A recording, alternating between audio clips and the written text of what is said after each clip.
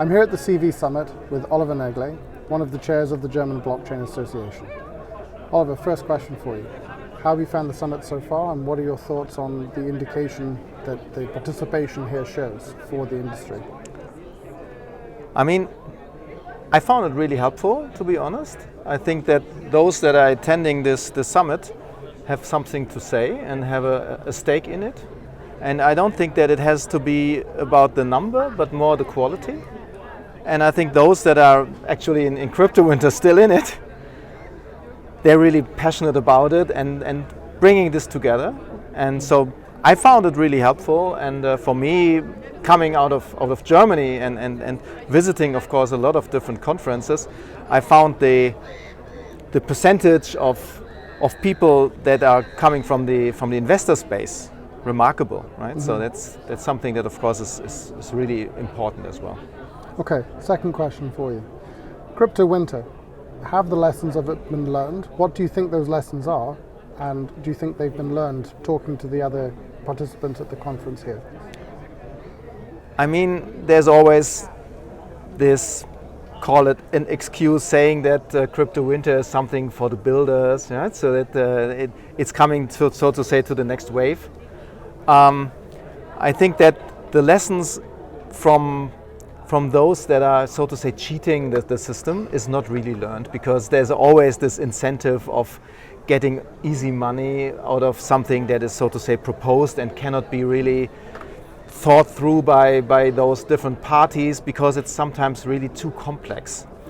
So I see that there will be still those that want to cheat the system, and I believe that it should be in its own interest of this community to separate those that are coming, so to say, with real world and real assets, and those that just want to do pump and dump and whatever. But I'm not that optimistic that we can say it will all be brilliant and now with lessons learned and so on.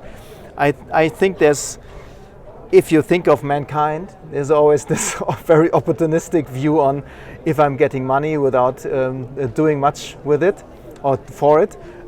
So it's natural, it's human, and it's the dark side, so to say.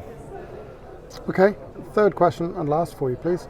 Where is the money going to come from to transform this industry? I feel that there has been a drawback from people wanting to be engaged and invested in the industry.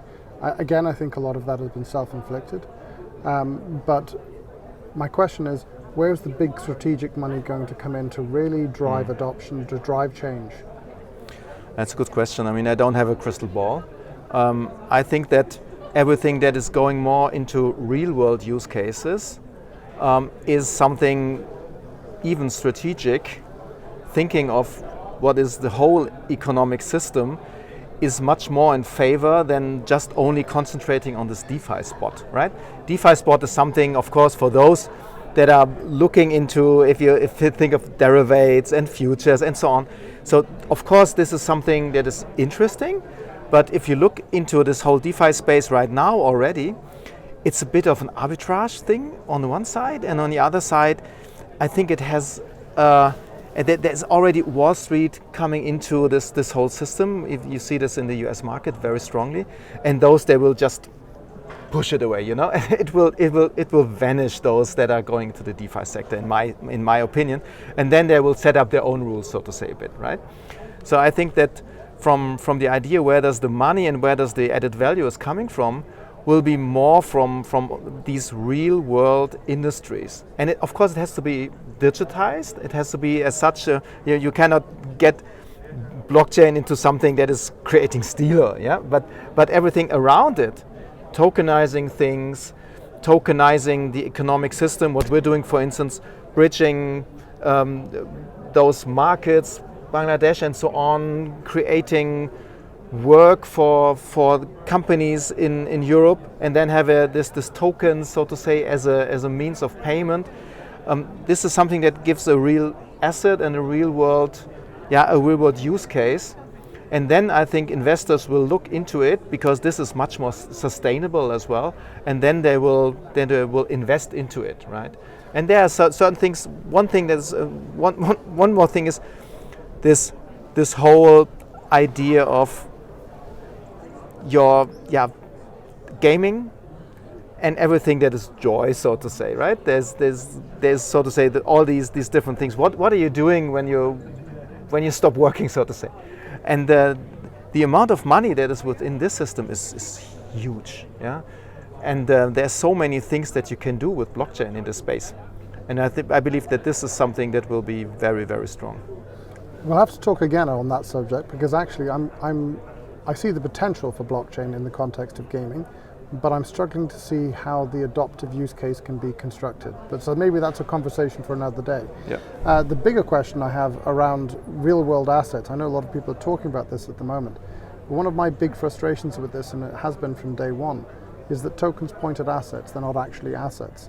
So when we look at how financial markets operate, financial market infrastructure operates, we have this issue where we're really just adding a layer of complexity through the tokenization. We're not solving anything. Yeah. Now that's actually something at the heart of what we were trying to change at QPQ, but putting that to one side,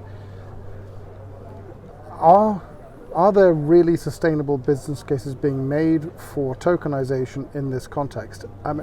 I don't think it works with securities. I really don't, because we're having to recreate layers of complexity on top of existing custodial systems and custodial processes.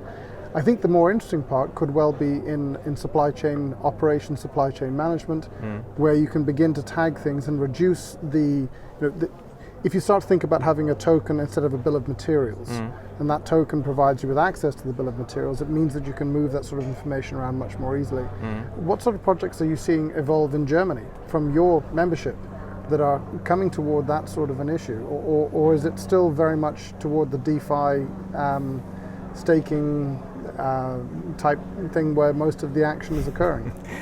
I mean, this whole thing with DeFi and staking is something that is not really sustainable right now. Even you see that interest rates are going up right now all over Europe, and then the staking thing is getting less interesting. That's what we see already. So of course this is something that, so to say, has a certain, to a certain extent, some kind of different angles to it. If you think of digital assets and the tokenization of it, it has to make sense. And if you just add complexity to it, it's crazy, right? So if you think of stocks, for instance, right? So there is a system that is working quite nicely. Of course, the process can be optimized. If you call it a token or not, at least it's just a fraction of a bond or something. I would not care about this being so to say blockchain based or not. It doesn't matter really. Yeah? The way of getting financial inclusion into this whole system for different people that, so to say, are coming more from the outside, not on the financial system itself, but coming from the outside in, this can be interesting, but then you have to have this full transparency of what you're actually getting, If you think of this whole NFT market from like 1 year back, it was just, in a nutshell, PFPs, and it's mainly scam because people were not understanding it. They thought that they would have some kind of digital asset or whatever, but it's not. Yeah, it's not. Yeah, there's no underlying value to it. I was a little bit of a skeptic about NFTs when they first started because I saw the way it was being done. I wasn't a skeptic of the underlying idea. I think the underlying idea that digital media can be represented through NFTs to the individual to actually underpin the human economy, the human creative economy is valid.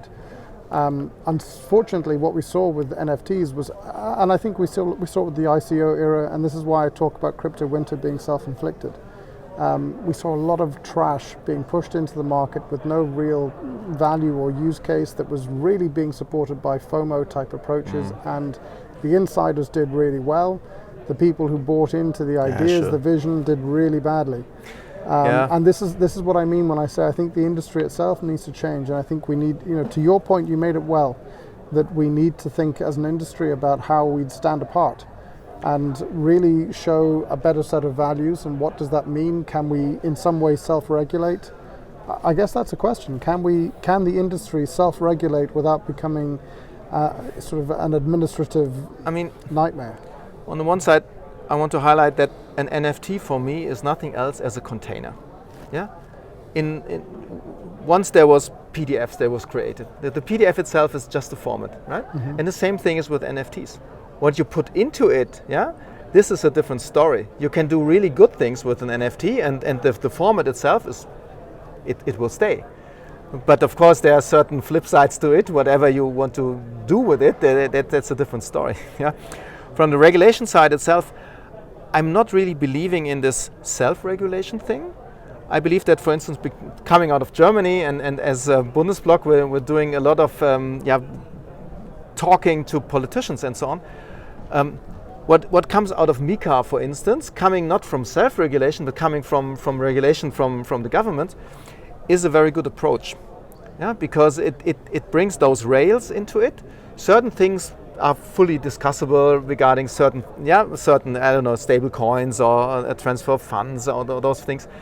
Some of them have certain flip sides, and but it has to move somehow. But I don't believe that much in self-regulation, because there are always those that are thinking more from their own aspect, being opportunistic and get the upside. Yeah. So I don't believe in self-regulation, to be fully brutal honest. Sure. Look, it's a legitimate point of view. I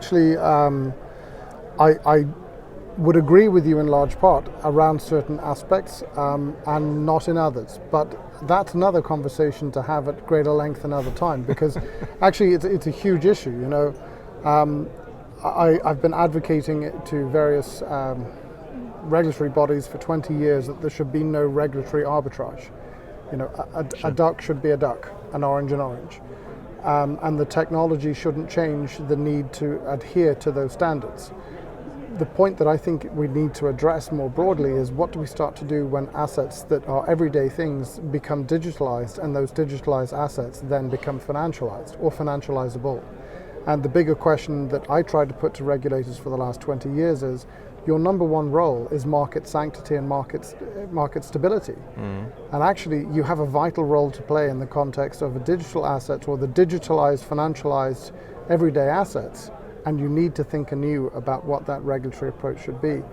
And I think, you know, to your point, I think if we start to look at how assets are coming into the market, so long as we don't introduce intermediation on a sort of selective basis, I think we probably do need to look at having some sort of legitimacy to the offerings that are put in the market. But Oliver, Sure. Thank you for your time. I would love to have that conversation with you in more depth another time. Thank you. Thank you. Bye-bye. Bye.